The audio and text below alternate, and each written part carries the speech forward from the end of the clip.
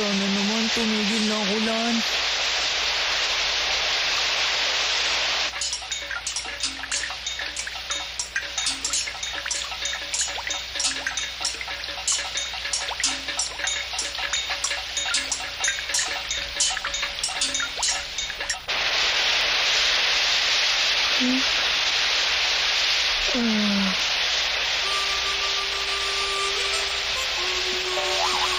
Nagsimulang umulan nang umalis si Lisette sa aming bayan at umiyak si Hak. Siguro, pati ang Diyos naawa rin kay Hak. Kailan kaya titigil ang ulan na to? Natutumba na ako sa inip eh. Ay.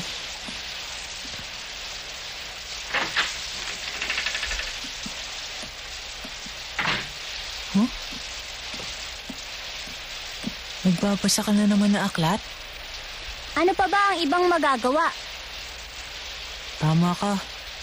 Walang ibang magawa pag umuulan na ganito.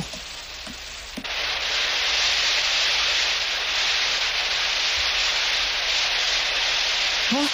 Tignan mo, lumiliwanag na ang langit. Sid, titigil na rin ang ulan.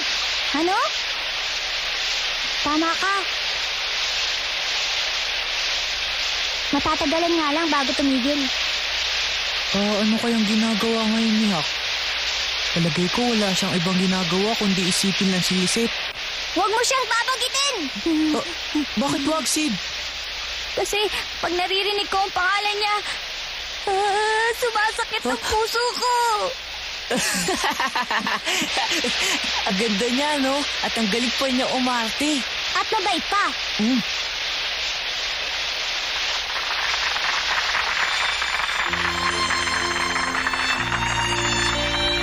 Hirap na po ako. Maawa ka sa akin. Huwag niyo ako paluin. Maawa ka. Aray ko. Tulungan niyo ako. Sige na nga, Sid. Paalam na sa inyo. Paalam, sige. Hindi na raw siya pupunta rito. Ang ganda.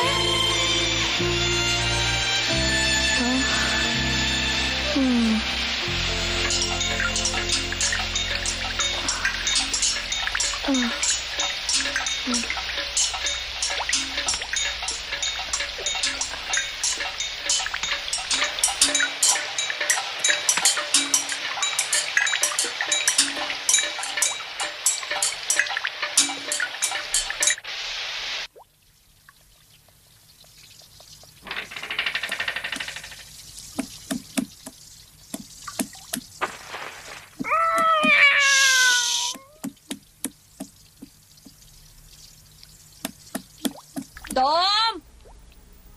Tom! Kalalabas lang po ni Tom, inay. Ano? Bakit po ba? Nasaan si Tom? Hindi ko po alam. Marahil ay lumabas para maglaro. Ha? Ang batang yan kumuha na naman ng hamon at tinapay. Po?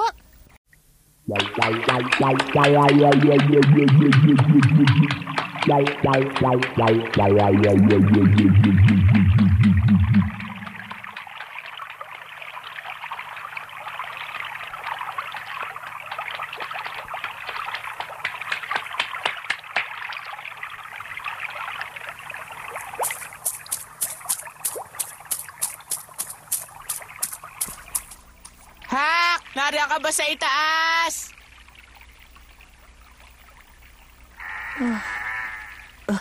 Hak! Ikaw pala, Tom. Panhik ka, halika.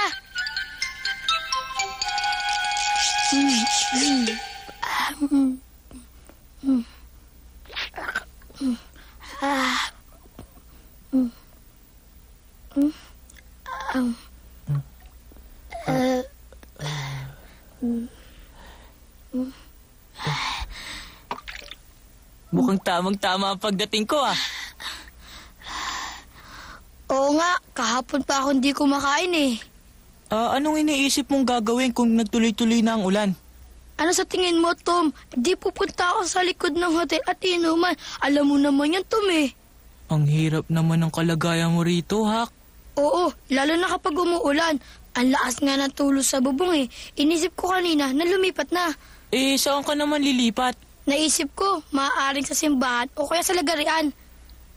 Pasensya ka na dahil hindi kita mapatuloy sa bahay namin. Sa bahay nyo, Tom? Hindi ako pwede tumira sa bahay nyo. Alam mo naman galit sa akin ng tiya Polly mo. Hak, hindi siya galit sa'yo. Ang ayaw niya lang ay ang pamumuhay mong nag-iisa. Para sa kanya, ang patay dapat matira sa isang tunay na pamilya. Bakit, Tom? May pamilya din naman ako na magkasama pa kami ng tatay ko. Kaso nga lang, para naman ako nasa impyerno. Pero ngayon nag-iisa ako, para na ako nasa langit. Kahit na may tumutulo sa bubong at wala akong kinakain kung minsan, ayos pa rin. Kalupitan talaga ang dinanas mo sa tatay mo, no? Labis uminom, ayaw magtrabaho, sinungaling, mahilig sa away at nauumit. At lagi akong sinasaktan. Pag hindi lasing, na bihirang mangyari, sinasaktan pa rin niya ako. Lagi na lang ganun ang ginagawa niya sa akin. Natuwa nga ako na umalis siya. Lumuwag nga pakiramdam ko nang iniwan niya ako mag-isa. Lalo ako naging masaya. Nasaan na kaya siya ngayon, Hak? May nakakita raw sa tatay ko. Doon sa isang bayan na may maliit na ilog, siguro sa Quincy. Lasing na lasing daw at di pa rin nagbabago. Di ba malapit lang dito ang Quincy? Oo, malapit nga. Wala naman nakakalam kung nasan ngayon ang tatay ko. Teka, bakit ba natin siya pinag-uusapan? Sumasama lang ang loob ko kapag naiisip ko siya at pinag-uusapan. Oo.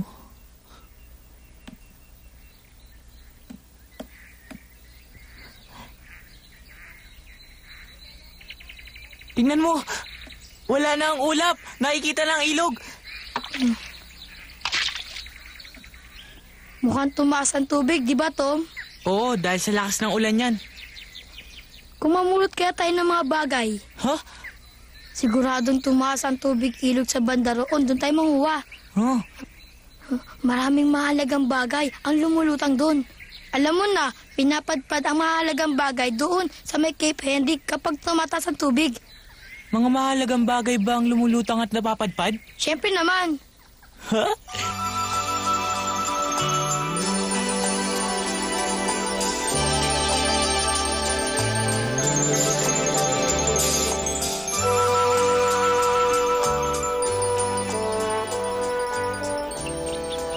Sabi daw nila, may naiwang balat na lalagyan sa bangka na puno ng gintong pera.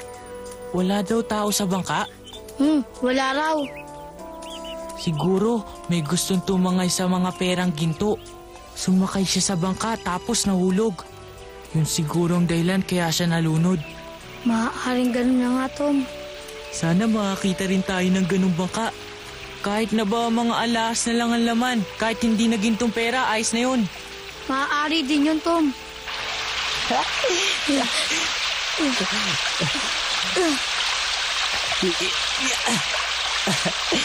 Galing ko, no? Meron pa nga, sabi ng isang mama, nakakita siya ng buong bahay na napadpad sa pangpang. Talaga? Dalawang palapag pa raw yung bahay. Siguro, nakatayo yun sa tabi ng ilog at inagos lang ng malaking baha. Eh, anong nasa loob ng bahay? Anong naiisip ko nga sa loob? Ito naman, ako nga nagtatanong eh. Isang malit na kahon na maraming pera. At magagandang damit ng babae. May alahas din ba? Wala. At isang katawan lang. Ano? Eh, sino naman daw yung katawang nakita dun? Katawan ng lalaki. Huh? At may nakatusok na patalim sa likod nito. Ganun nga. Huh? Eh, yun yung sabi nung nagkwento sa akin. Huh? Bakit, Tom? Anong iniisip mo dyan? Ayoko makakita ng katawan ng tao. Ako man eh.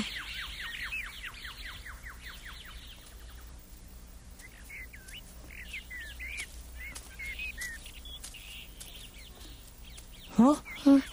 O bakit, Tom? Tayong dalawa lang ba ang tao dito sa lugar na to, Hak? Hindi ko alam. Bilisan natin, Hak. Tara.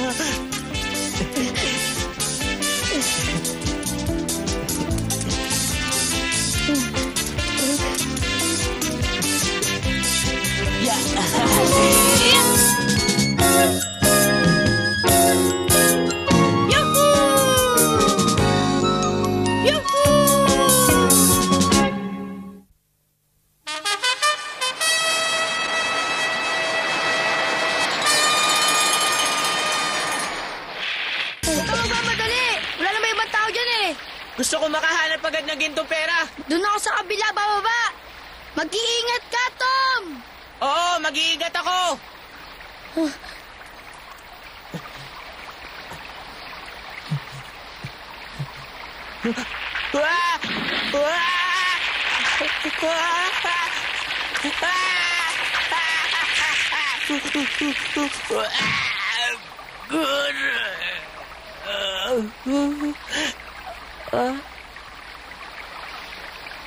Di bali na, basta may mahanap ako.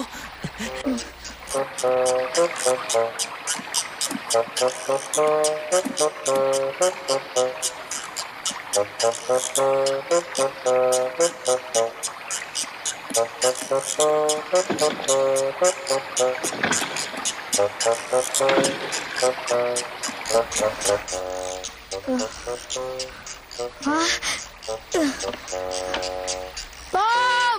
May nahanap ka na ba dyan? Wala pa! Huwag tayo magmamadali! Oo nga!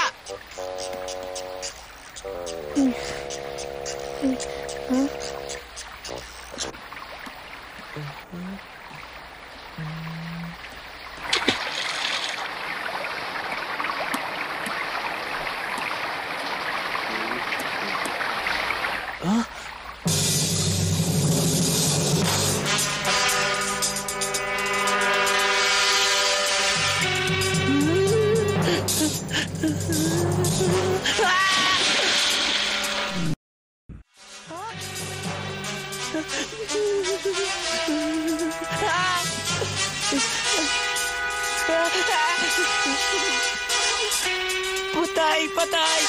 Ano?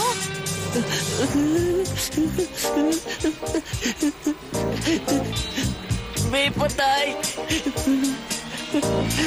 May patay doon! Natakot mo ako, no?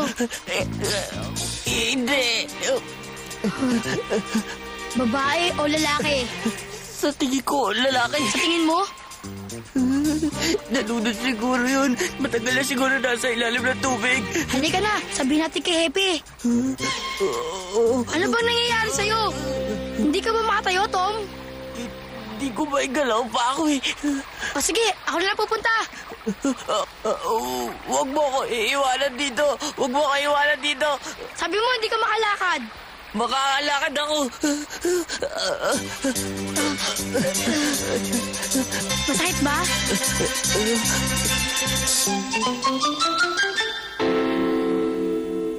Mga 500 metro ang taas sa Cape Henry. Opo, Salamat sa pagsasabi niyo sa akin. Maaari na kayong malis ni Huck. hindi na po namin kayo sasamahan. Hindi na. Alam ko naman kung saan yun eh. At saka isa pa, hindi naman ito isang krimen. Kaya sige na, makakaalis na kayo. Sige na. Eh kung isang krimen po yun. Mukha bang pinatay ang nakita ninyo? Hindi po. Nasulyapan ko lang po yun. Ganun naman pala eh. Sige na, maaari na kayong umuwi.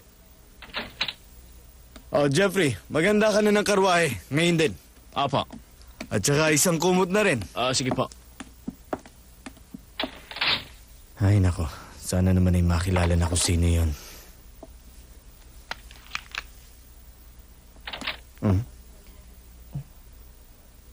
Ano pa ginagawa mo dito? Meron ka pa bang idadagdag sa mga sinabi mo kanina? Alam niyo po, Lakasan mong boses mo, Tom. kasi po parang kilala ko po kung sino ang taong yun. Ha? Opo, Hepe. Parang kilala ko po siya talaga. Sino siya? Hepe, sa tingin ko po, siya po ang tatay ni Huck. Ganyan din ba ang pagkakaalam ni Huck? Hindi po niya nakita. Nakikilala mo bang mabuti ang tatay ni Huck? Maraming beses ko na po siya nakita. Teka sandali, nasan ba si Huck? Hinihintay niya po ako sa labas. Sige, mas mabuti pa nga siguro maghintay na lang kayo dito. Ako nang bahala, kukunin ko yung katawan. Hepe, alam niyo po, hindi ko po tiyak kung yun nga po yung katawan ng tatay niya. Kaya hindi ko po sinabi sa kanya. Ganun ba? Siya, sige, huwag ka na mag-alala. Papasukin mo na lang dito si Huck. Opo. Huck! Huck! Halika, pasok na raw. Sabi ni tatay na niya ako. Ano mo yun? Sino po ba yan? Sabi niya? Naku, dapat...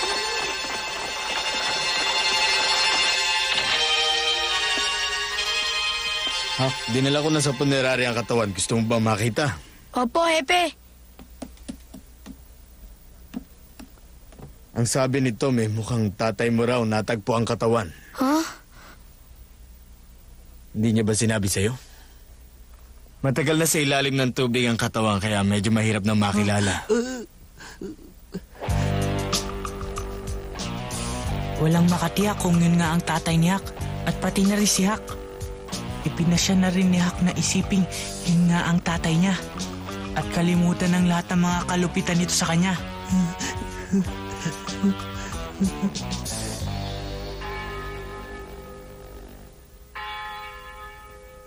Ipinagdasal niyang matahimik na ang kaluluwa nito. At ganun pa rin ang naging takbo ng buhay niya. Wala pa rin siyang pagbabago.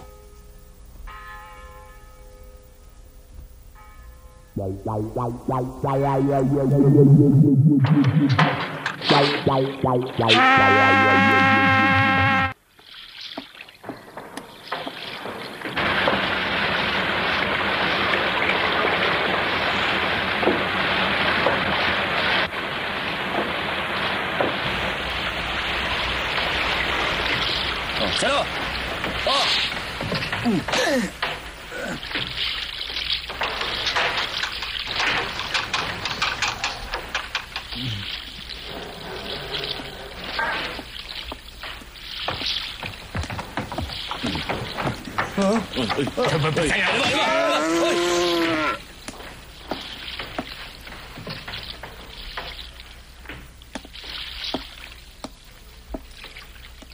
Ang sungit naman ng mama.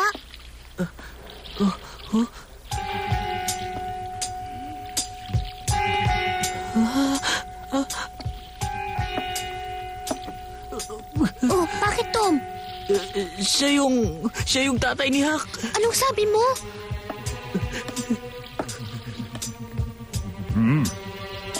Ikaw, natatandaan kita. Diba, ikaw magulong si Tom? Sumagot ka. Ha? Hindi ba? Hey! Hidali!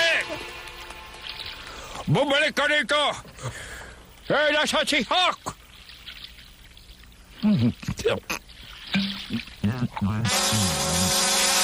Hak! Hak! Hak! Hak! May nangyari! Oy, Tom! Panik ka! Hak! Nagbalik ang tatay mo! Ha? Ano?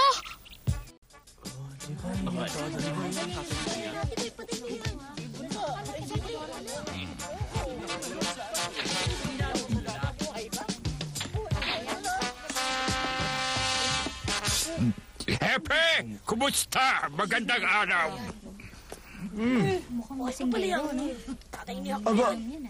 Ikaw? Bakit ba lahat kayo pag nakikita ko nagugulat? Sabihin mo nga sa akin kung bakit, Hepe. Meow! Meow!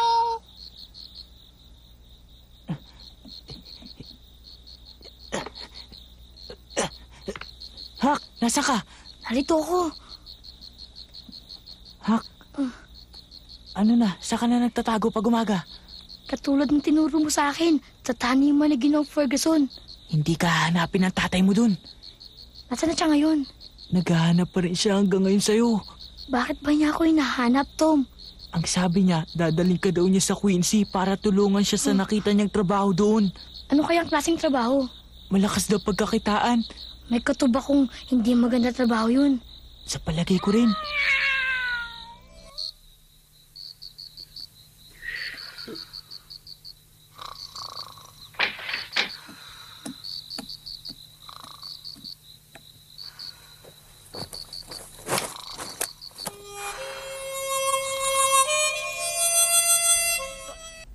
Hindi nahanap ng tatay niya si Hak. At isang araw, pagkaraan ng 1 linggo niyang paghahanap ay umalis na rin siya sa St. Petersburg. Ngayon, ang tanong, sino yung nailibing na tao sa hukay? Nakakapagtaka.